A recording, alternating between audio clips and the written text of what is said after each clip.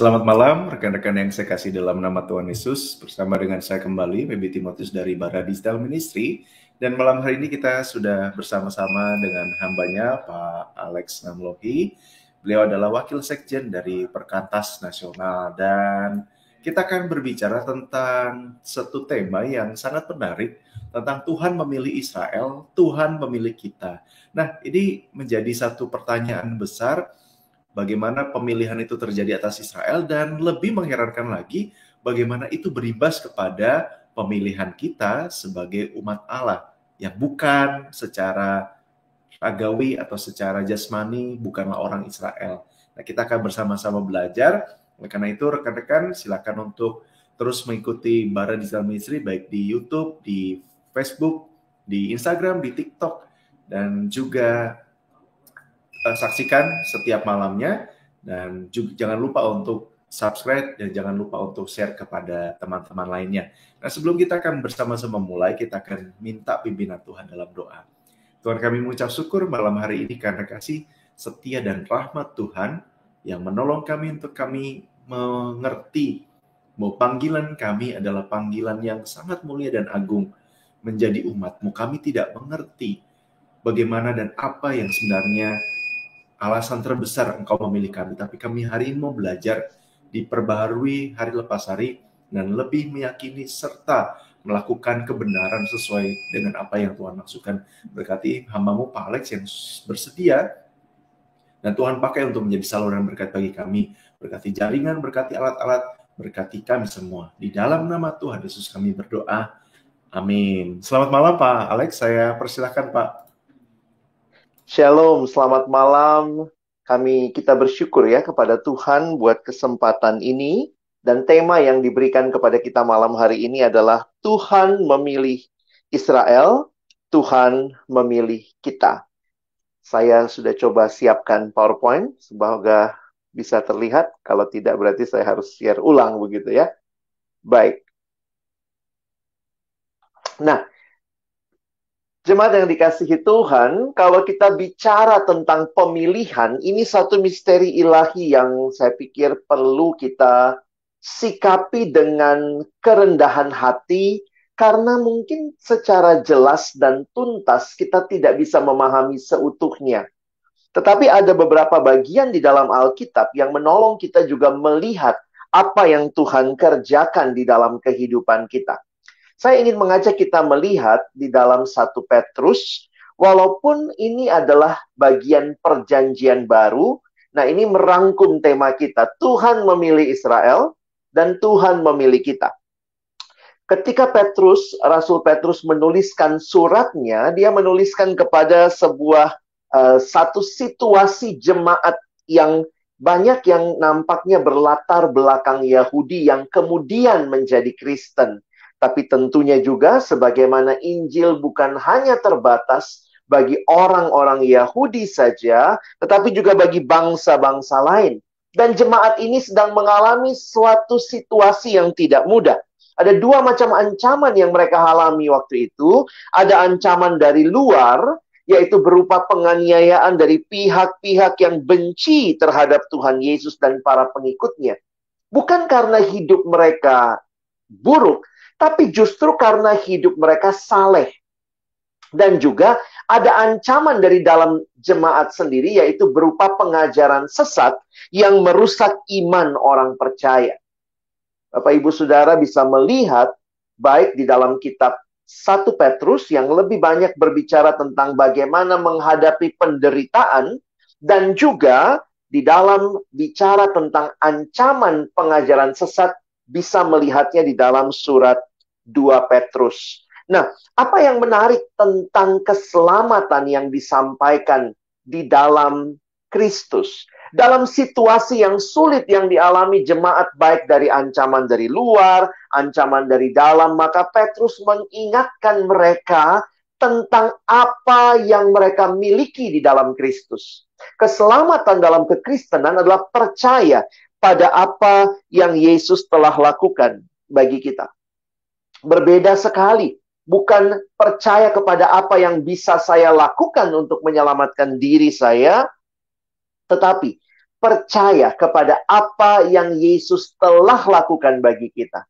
Nah, di dalam situasi inilah Rasul Petrus mengingatkan orang Kristen, orang percaya akan identitas mereka di dalam kehidupan yang sudah dibaharui itu. Di dalam 1 Petrus pasal yang kedua, ayat 9 dan 10, kita bisa melihat dua ayat ini. Dikatakan, tetapi kamulah bangsa yang terpilih, imamat yang rajani, bangsa yang kudus, umat kepunyaan Allah sendiri. Supaya kamu memberitakan perbuatan-perbuatan yang besar dari Dia, yang telah memanggil kamu keluar dari kegelapan kepada terangnya yang ajaib. Kamu yang dahulu bukan umat Allah, tetapi yang sekarang telah menjadi umatnya, yang dahulu tidak dikasihani, tetapi yang sekarang telah beroleh belas kasihan. Bapak Ibu Saudara yang dikasihi Tuhan, Rasul Petrus di dalam bagian ini menggunakan ilustrasi bangsa yang kudus untuk mengungkapkan tugas orang percaya. Jangan lupa, Rasul Petrus menulis kepada orang-orang yang percaya, orang-orang yang adalah sudah Kristen yang ada di dalam dunia. Perhatikan istilah yang digunakan. Tetapi kamulah bangsa yang kudus. Apa yang dimaksud dengan bangsa yang kudus?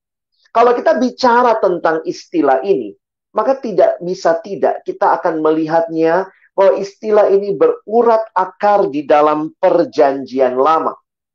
Istilah bangsa yang kudus diambil dari perjanjian lama, dan ini secara spesifik memang menunjuk kepada Israel yang dipilih Tuhan untuk menjadi bangsa yang dikhususkan. Istilah kudus itu berarti dipisahkan, dikhususkan. Misalnya saya punya ada beberapa buku di hadapan saya.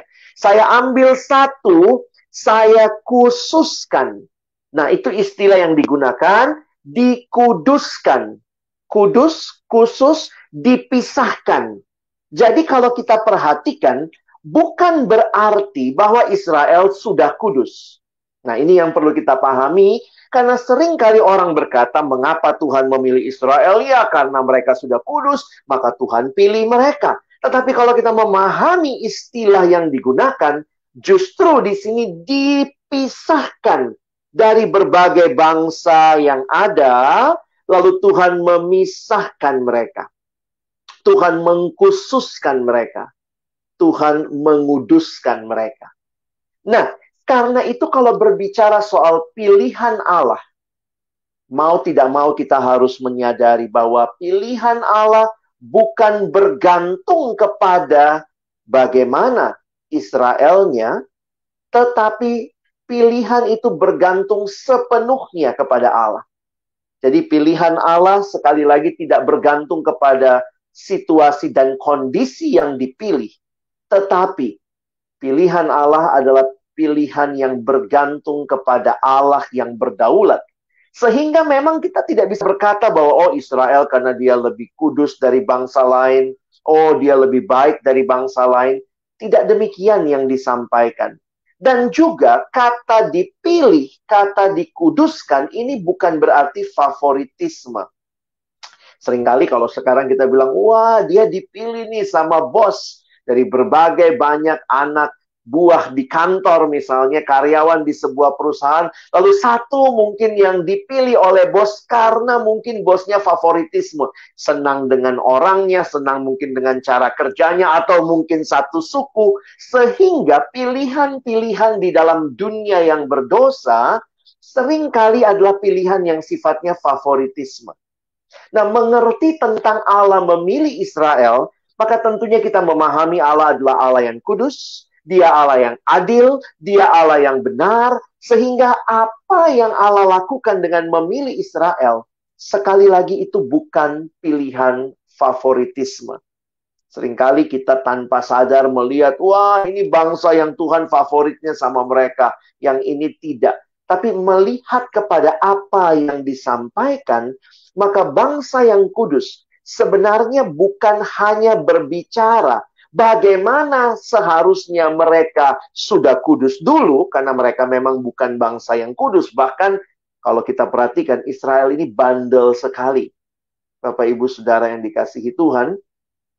Tetapi Allah memilih mereka justru untuk menjadikan mereka bangsa yang kudus. Nanti kita lihat sama-sama.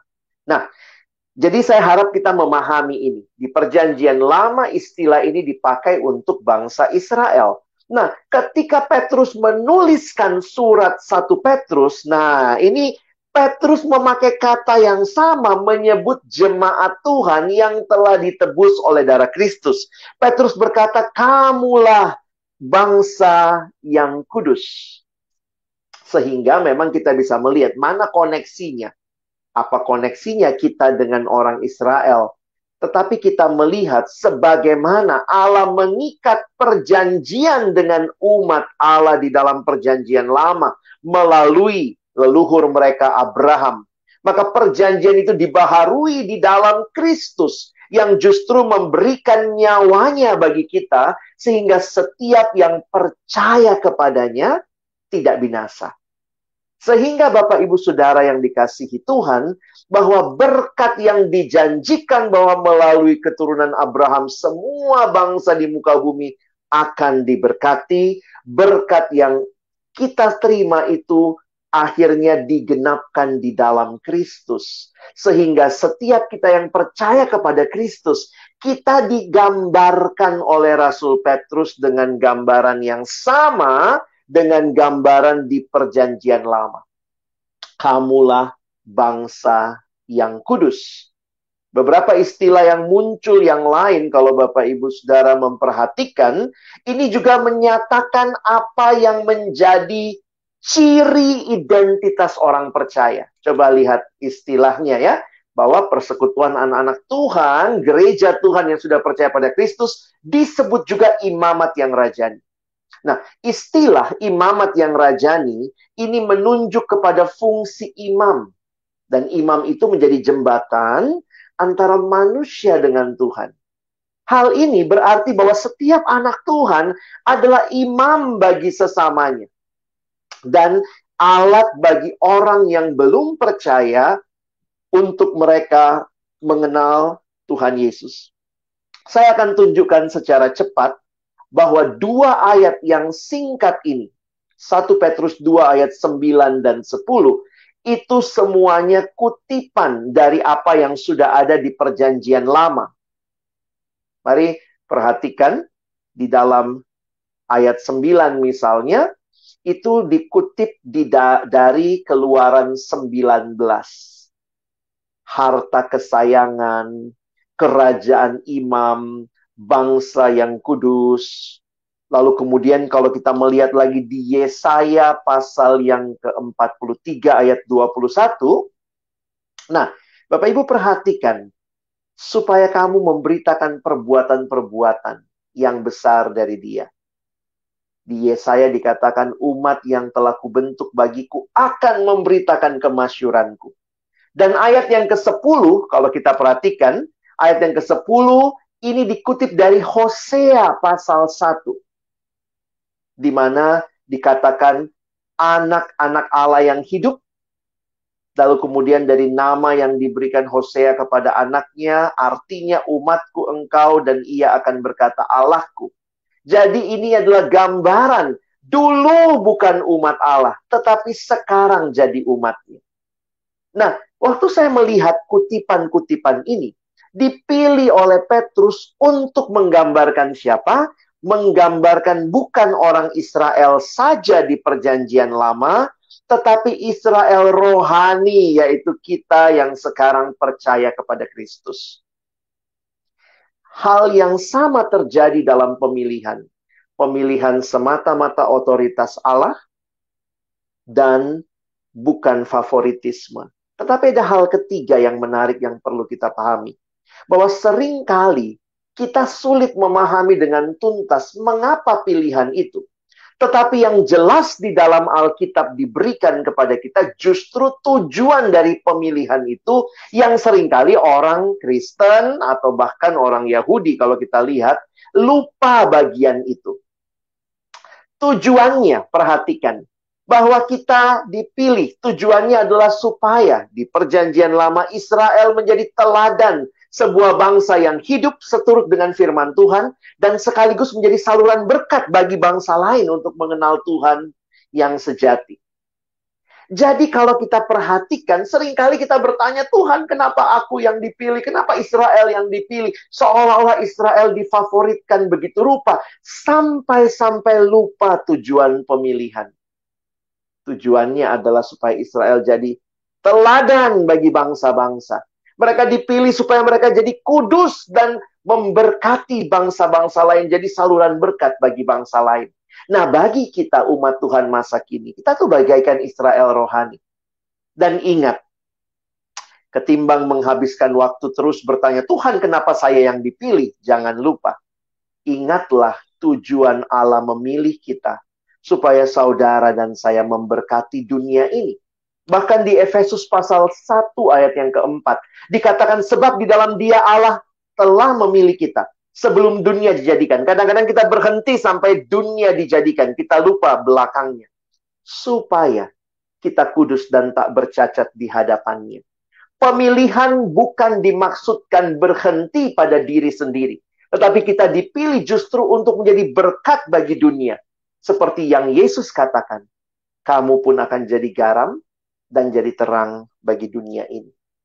Kiranya perenungan ini mengingatkan kita bahwa pemilihan Allah atas Israel dan atas umatnya saat ini adalah otoritasnya semata-mata, bukan favoritisme. Dan justru ada tujuan yang Allah inginkan supaya saudara dan saya, umat Allah masa kini juga boleh menjadi berkat bagi dunia ini. Kiranya Tuhan menolong kita mewujudkan firman-Nya. Amin. Amin. Amin. Terima kasih Pak Alex, luar biasa malam hari ini menjelaskan dalam 20 menit, tapi sesuatu yang sangat dalam berkaitan dengan ini memang menjadi satu pergumulan tersendiri ya. Pak Alex tadi juga sudah sampaikan berkaitan dengan ya, bisa dibilang dalam tanda kutip belum tuntas sampai pada akhirnya kita mengerti mengapa kita dipilih begitu. Tapi memang ini menarik Pak, karena ini kan konsep atau doktrin atau pengajaran ini akan menolong kita secara praktikal yang sangat-sangat praktikal dalam kehidupan kita. Misalnya berkaitan ini Pak, berkaitan tadi Pak Alex juga di akhir juga menyampaikan, yaitu bagian daripada pemilihan itu ya tanggung jawab supaya menjadi teladan, menjadi terang dan berkat. Nah, itu yang seringkali miss-nya di situ Pak. Misalnya contoh ada orang yang berkata bahwa ya kalau udah Tuhan sudah pilih ya kita memberitakan Injil gitu misalnya, atau buat apa, karena dalam tanda kutip ya Tuhan pilih aja gitu, terserah kita mau beritakan. Nah ini kalau dari Pak Alex sendiri tanggapannya bagaimana Pak? Wah, ini memang diskusi yang panjang Pak Feby. Saya suka mendengar orang sibuk bicara saya dipilih, kalau dipilih itu kemudian nanti bagaimana. Kita selalu lupa ayatnya itu tidak berhenti di situ. Ingat baik-baik, Israel itu gagal melakukan tanggung jawabnya untuk menjadi berkat bagi bangsa-bangsa, sehingga dalam Roma dikatakan Tuhan memasukkan bangsa lain, dicangkokkan. Nah, demikian juga sama seperti ayat yang saya baca tadi ya. Kadang-kadang kita bicaranya soal predestinasi, Tuhan memilih. Kita senang dengan hal-hal yang Tuhan punya. Itu kan misteri Tuhan yang kita juga tidak tahu ya. Kita nggak bisa bilang, wah dari tampangnya ini kayaknya dipilih, ini enggak nih gitu ya. Tapi kita lupa bahwa justru tujuan pemilihan itu, yaitu supaya ada tanggung jawab, supaya kita kudus dan tak bercacat. Jadi ingat, kita tidak dipilih karena kita kudus. Tetapi pemilihan Tuhan itu justru membawa kita dalam proses pengudusan, dan tanggung jawabnya di situ saya pikir Pak ya. Iya, berarti ini bisa menjawab Allah bukannya pilih kasih begitu ya Pak? Karena ada pertanyaan berkaitan dengan itu gitu. Karena ya misalnya ini saya lanjutkan. Tanggung jawabnya besar Pak ya. Jadi dipilih itu jangan senang, jangan cuma senang wah dipilih. Tanggung jawabnya itu loh. Iya. Karena ya misalnya, nah ini ada pertanyaan begini Pak, Tuhan memilih Israel itu sejak awal penciptaan atau sejak dalam kandungan Allah telah menentukan begitu Pak? Ya, kita menghayatinya dari Efesus 1 tadi bahwa Allah memilih sebelum dunia dijadikan. Ya, Nah, saya menghayatinya bahwa kita kan nggak bisa tuntas memahami seluruhnya ya. betul, betul. Walaupun dalam teologi kita berdebat mana duluan, Allah pilih dulu baru cipta dunia atau Allah cipta dunia dulu baru pilih. Kenapa kita nggak lebih fokus kepada kenapa saya dipilih? Sih. Yaitu supaya saya kudus dan tak bercacat. Jadi kadang-kadang Ya, kita lupa itunya. Supaya saya memberitakan Allah kepada bangsa-bangsa. Dan saya pikir ketika Petrus mengingatkan, sekali lagi kalau kita baca surat Petrus, itu kan kondisi jemaat dalam iya. tekanan. Mereka tuh merasa, waduh ngapain jadi orang Kristen, hopeless lah. Tapi lihat, kenapa Petrus mengingatkan mereka kepada, kamu tuh bangsa yang kudus. Kamu umat kepunyaan Allah. Supaya kamu memberitakan perbuatannya yang besar. Saya kalau jadi jemaat waktu itu, aduh Pet, gitu ya kalau ngomongnya. Petrus ini lagi, jemaat itu, orang-orang ini lagi menekan kami menderita. Tapi Petrus bilang, ingat di perjanjian lama, kamu juga sekarang bangsa yang kudus supaya memberitakan perbuatan Allah. Wow. Oh. Yap. Terima kasih Pak. Karena memang poin ini seringkali miss atau bahkan sering dilupakan karena dalam tanda kutip ya, kalau bahasa lain itu ngotak-ngotaknya di bagian sesuatu yang secara konsep juga bagaimanapun mungkin kita tahu dan akan kita tanyakan di sana. Lagi pula kalau di sana mungkin kita fokusnya nggak lagi nanyain soal saya dipilih atau kenapa bangsa ini dan bangsa itu dipilih gitu ya. Ya, tapi ini menarik itu, Pak. Pak. Saya bilang satu hal lagi ya Pak Feby ya. Bagian memilih itu bagian Tuhan.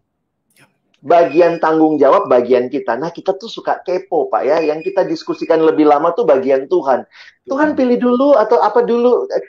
Tapi kita jadi nggak hidup kudus, nggak hidup suci, nggak jadi berkat buat sesama. Tapi doktrinnya ngelotok karena kayaknya tahu Tuhan punya pikiran kayak mana gitu. Itu yang saya kadang-kadang takut dengan itu ya, pemilihan ini. Fokus dan sasarannya yang agak keliru begitu. Betul. Ya Pak ya. Ya. Baik.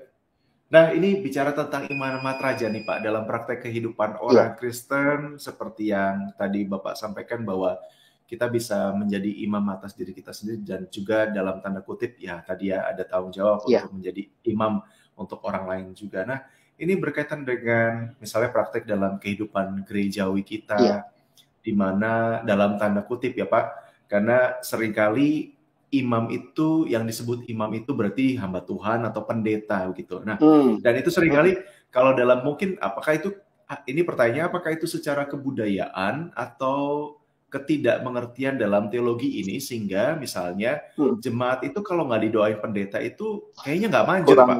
Kurang manjur Pak. nggak mujarab begitu. Nah itu kan jadi artinya apakah itu nanti dalam tanda kutip ya tadi apakah itu karena kebudayaannya atau sesuatu yang kurang tuntas di bagian ini sehingga jangan-jangan nanti menjadi satu kultus tersendiri gitu kalau nggak didoain sama hamba Tuhan atau pendeta. Benar Pak Feby. Saya lihatnya begini ya, bahwa seringkali memang kita tidak kuat mengajarkan hal ini keimamatan umat percaya.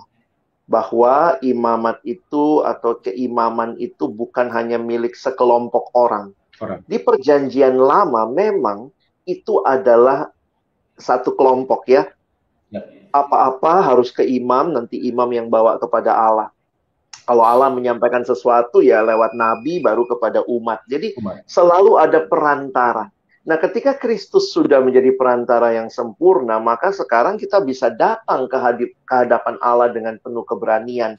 Nah, lalu kemudian kita menyadari bahwa roh yang sama itu berdiam dalam setiap kita. Jadi nggak ada misalnya rohnya pendeta lebih besar, begitu ya. Nah, seringkali ini ya, keimamatan orang percaya ini memang jarang dikhotbahkan saat ini. Dan perlu, saya pikir, saya setuju sama Pak Feby ya, perlu diingatkan untuk kita benar-benar bisa, di Alkitab itu ada hal yang menarik, adalah coba kita cari kata saling. Itu banyak sekali ketersalingan. Dan itu menunjukkan bahwa orang percaya ditebus juga untuk punya relasi yang memberkati horizontal sesamanya. Saling mengaku dosa, saling mendoakan. Itu bukan tugas pendeta dan majelis ya.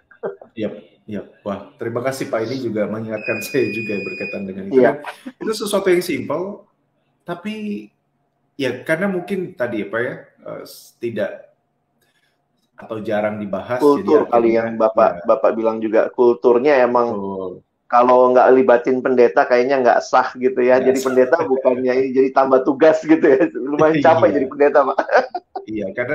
iya, karena memang kan artinya seharusnya kita meyakini bahwa misalnya saja tujuan adanya hamba Tuhan di sebuah gereja kan salah satu Iya, tugasnya adalah melengkapi umat untuk orang yes. percaya untuk tugas pelayanan dan seringkali jadinya malah Fokus. Ya. ya dalam tanda kutip ini kasarnya adalah pendeta sudah dibayar ya pendeta yang kerja gitu. Itu Bahaya ya. memang ya kasar tetapi ternyata Ya, misalnya bisa bisa saja dalam praktek kehidupan kegerejaan kita akhirnya berpikir demikian, betul. Pak. Jadi Nah, ini dalam berkaitan prakteknya ya. ya, betul dalam prakteknya. Nah, berkaitan dengan seharusnya kita fokus kepada kehidupan kudus, Pak. Ya, Di zaman sekarang gitu ya, di kota-kota besar, bahkan iya, sampai di seluruh tempat yang ada di setidaknya di Indonesia begitu ya, dengan iya, tantangan-tantangan anak muda yang begitu wah perubahan cepat, begitu juga dengan segala macam gaya hidup, iya, hedonisme, seks bebas dan sebagainya. Nah, ada tips ya Pak dari Pak Alex sendiri atau bagaimana pengalaman Pak Alex selama iya. ini membangun kehidupan yang ya kita tahu ya bahwa ya bukan berarti kehidupan kudus itu tanpa tanpa kesalahan, tapi bagaimana membangun Hmm. itu supaya kita betul-betul menjadi bagian dari melihat panggilan kita itu semakin kuat bahwa kita itu dipanggil untuk menjadi berkat, Pak. Iya. Di dalam kekristenan atau mungkin dalam Alkitab saya pakai istilah ini ada pembalikan yang sangat berbeda dengan cara dunia mengerti berbagai hal. Kekristenan, dunia berpikir adalah apa yang kamu lakukan membuat kamu mendapat status. Sementara di dalam Alkitab justru status mendahului apa yang kita lakukan. Jadi menarik sekali kenapa beberapa kali waktu saya perhatikan justru umat yang bergumul itu diingatkan kepada status mereka atau pakai istilah identitas mereka. Jadi contohnya, ini yang kita lagi bahas, 1 Petrus. Mereka ada dalam dunia yang seperti itu. Dan mungkin sekali Petrus pasti sadar, umat juga pasti mau ikutan ya. Karena yang dunia tawarkan kan lebih enak, lebih apa. Tapi yang Petrus ingatkan bahwa kamu adalah bangsa yang kudus. Kamu hadir untuk memberi berkat. Nah, saya melihat di tengah-tengah situasi seperti ini, mari ingatkan anak muda, mari ingatkan orang-orang percaya akan status mereka ketika mereka percaya pada Yesus, yaitu mereka sudah benar, sudah kudus. Itu secara de jure, secara status. Nah, jadi kita itu berjuang bukan untuk dapat status, tetapi perjuangan kita justru keluar karena kita sudah punya status. Jadi kita berjuang hidup kudus. Kenapa? Karena kita sudah dibenarkan, sudah dikuduskan. Jadi bukannya kita berjuang kudus supaya kita disebut orang kudus. Saya pikir terbalik ya perjuangannya. Dan karena itu saya ingat satu ilustrasi yang pendeta John Stott pernah sampaikan.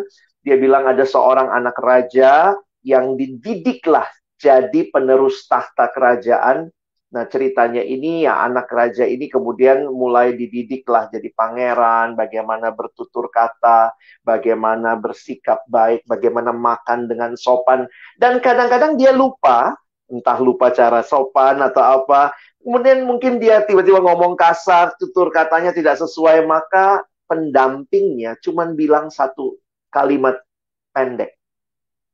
Ingat siapa kamu. Kamu anak raja. Ingat siapa kamu. Kamu anak raja. Saya pikir itu perlu anak-anak muda dengar sekarang ya. Kalau kamu sudah terima Yesus, maka waktu kamu, wah, mari kita saling mengingatkan. Gampang, sederhana. Ingat kamu anak raja. Jadi bersikap dan hiduplah seperti anak raja. Dan itulah. Dan jadi kita mesti tanya terus ya. Anak raja gimana? Nyontek nggak di sekolah? Anak raja gimana nih? Nonton film porno nggak? Anak raja akan hidup bagaimana? Ngegosip nggak? Nah, itu hal-hal yang saya pikir perlu kita ingatkan terus-menerus. Wow, wow, wow.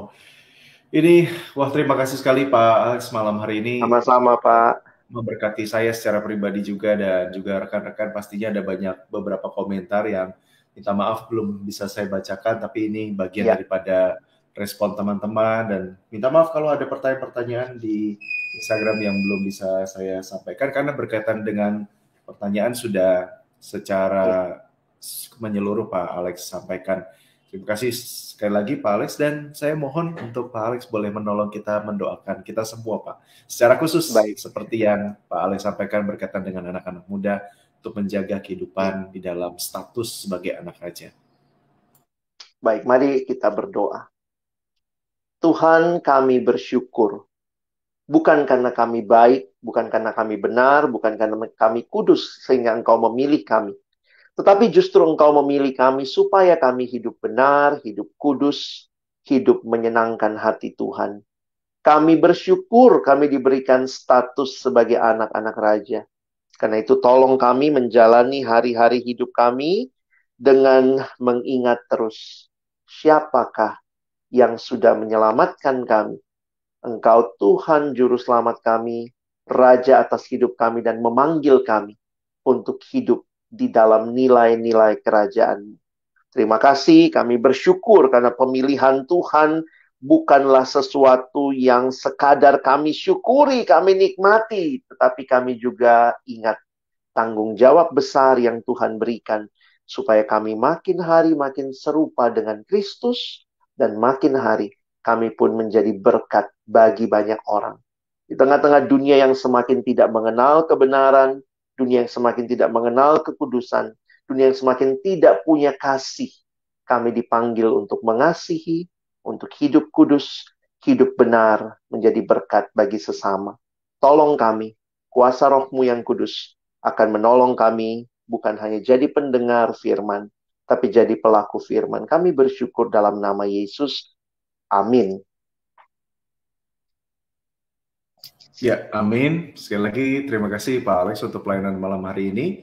Dan terima kasih juga untuk rekan-rekan yang sudah bergabung. Jangan lupa untuk subscribe dan juga share video-video kami, tayangan-tayangan kami untuk juga menjadi berkat bagi banyak orang.